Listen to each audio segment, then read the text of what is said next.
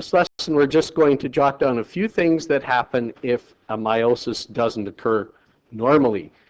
So abnormal meiosis is discussed on page 582 to 586 of your textbook. And here's just a quick reminder of how we get gametes. And so just a quick reminder of a couple of things. So in the formation of sperm, you get 4 equal cells, whereas in the previous slide we had the egg cells, 3 of them become polar bodies. And so there we go. That's just a review of sperm formation.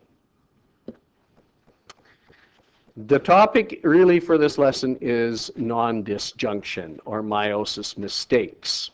And what happens is that what if the homologous chromosomes didn't separate properly during meiosis? Then one of the daughter cells would have too many and one would have not enough. And if that sperm or egg cell, which has one too many or one too few, is fertilized, then we've got problems in every cell of the offspring's body, rather than just a mistake that could be repaired by just replacing that cell. We've got every cell of the body has the issue. 2 kinds of non-disjunction. When you don't have enough chromosomes, called monosomy, there's only 1 chromosome instead of a pair, and trisomy, where there are 3 instead of a pair. So trisomy 21 is 3 chromosome 21s, and we'll talk about each of these in just a second.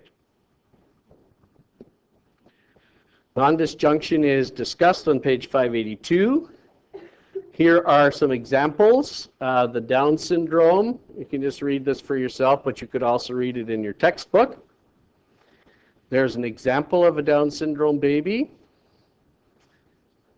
Here is Patel syndrome, and we'll be doing a lab where we look at some of each of these, so you can just read those. There's Edwards syndrome. And Turner syndrome, where only 1 X, it's a monosomy disorder, and you can see some of the characteristics, although I've mentioned in the class that this last statement about often below normal intelligence certainly doesn't always apply. And Klinefelter's syndrome. And our lab is involved with doing a karyotype chart. So here's a couple of examples of karyotype charts where you actually line up the chromosomes, match them together, and take a picture of it, and that's what's called a karyotype. And so that's what we'll be doing as part of a lab, and that's karyotype exercise.